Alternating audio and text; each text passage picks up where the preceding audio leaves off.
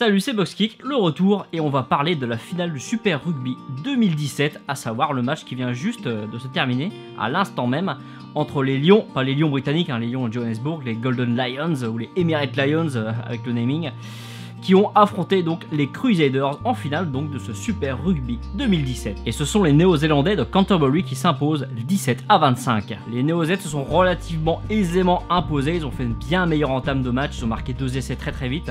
Les Lions étaient un petit peu empruntés, eux qui faisaient beaucoup de jeux, ils ont été surpris par la défense, la rush défense, la défense en blitz là, qui a été popularisée par les Gallois en 2008.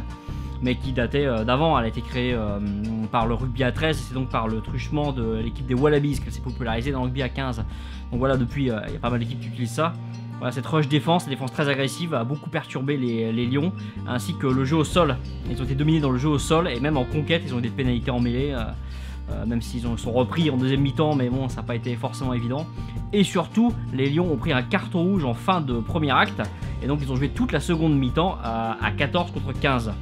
Alors malgré un petit retour vers la fin du match qui a laissé penser pendant un moment que les Lions pouvaient le faire, à 14 contre 15 et remonter le score et même s'imposer, ça ne l'a jamais vraiment fait quoi. Trop peu de mouvements sont allés au bout, alors que les Crusaders ont été ultra réalistes. Mention spéciale par exemple à Kieran Read. Kieran Read franchement a fait un match plus que bon. Franchement je trouvais très bon. La paire de centre, la charnière néo-zélandaise et les avants.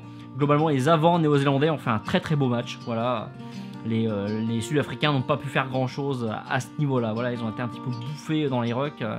Les mauls, les mêlées, ça a été dur. La touche, des ballons volés au bon moment, les bons ballons volés au bon moment par les Néo-Zélandais. Alors que les Lions ont réussi à contrer des lancers sur alignement des Crusaders, mais pas forcément à des moments très intéressants, quoi. On sait que Franco Mostert est très fort là-dedans, mais ça n'a pas été forcément utilisé de manière hyper pertinente, ça s'est pas trouvé être très pertinent. Ce sont donc les Néo-Zélandais des Crusaders qui s'imposent dans ce Super Rugby 2017, voilà, et n'ont perdu que 1 ou 2 matchs de toute l'année.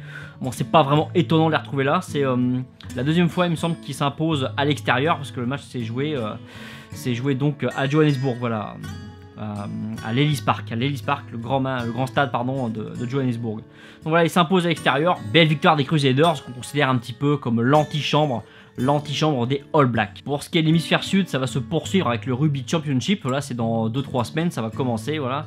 Donc, la compétition qui oppose Néo-Zélandais, Sud-Africains, Argentins et Australiens. Donc, bon. Moi j'ai un petit peu hâte de voir ça, c'est toujours très intéressant à voir évidemment. Rendez-vous prochainement pour de nouveaux box-kicks consacrés à cette compétition. Et pour nous voir en vrai, ce sera le 24 août au Frog de Bercy Village. Allez, ciao!